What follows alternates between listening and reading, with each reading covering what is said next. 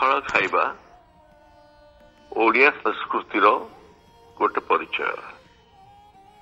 ଯେହେତୁ ସେଟା ବହୁତ ଗରମ ଜାଗା, ଗୁଳୁଗୁଳିଆ ପଡେ, ଆଉ ଯୋଉଟା ଭାତ ପ୍ରଚୁର ପରିମାଣରେ ହୁଏ, ଗହମ ହୁଏ ଓଡ଼ିଶାର, ସେମାନଙ୍କ ମୁଖ୍ୟ ଖାଦ୍ୟ ହେଲା ଚାଉଳ ଆଉ ତହୁ ନିର୍ମିତ ପଖାଳ।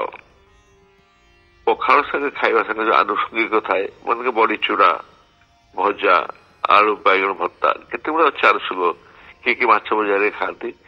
ସେଇଟା ହଉଛି ଆମର ଯୋଉ ପ୍ରକୃତିର ଅବଦାନ ଯାହା ମିଳେ ଆମର ସେଠି ସବୁବେଳେ, ସେଟାକୁ ଭଲ ସୁନ୍ଦର ଉପାୟରେ ଗୋଟେ ପର୍ବ ଭଳିଆ କରିକି ଆମେ ମାନେ ଖାଉ। କାରଣ ସବୁ ଜିନିଷ ସଂସ୍କୃତିକୁ ତିଆରି କରିବା ଯୋଡିବା ଆମର ଗୋଟେ କଳା ଆଉ ଗୋଟେ ଐତିହ୍ୟ।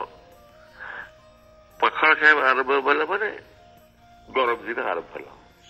ଏବେ ଆଉ ଥଣ୍ଡା ଜିନିଷ ଖାଇହବନି, ପଖାଳ ପେଟ ପାଇଁ ଭଲ। ଆଉ ଆକ୍ଚୁଆଲି ପଖାଳର ପାଣିଟା ବି ଅନେକ ଭଲ, ଆଉ ସ୍ୱାସ୍ଥ୍ୟ ବର୍ଦ୍ଧକ ସେଟା, ଆଉ ପେଟକୁ ଗଡ଼ବଡ଼ ବି କରେ ନାହିଁ, ଆଉ ସବୁ ବୟସର ଲୋକ ସେଟା ଖାଇପାରନ୍ତି। ତେଣୁ ଏଇ ଆମ ଯୋଉ ନିଜର ଖାଦ୍ୟ, ନିଜ ସଂସ୍କୃତି ପାଇଁ ଗର୍ବ କରିବା କଥା, ଏବଂ ଏଟାକୁ ଭଲ ଭାବରେ ସମସ୍ତେ ପାଳନ କରିବା ଉଚିତ ଗର୍ବର ସହିତ। ଜୟ ଶ୍ରୀ ଜଗନ୍ନାଥ।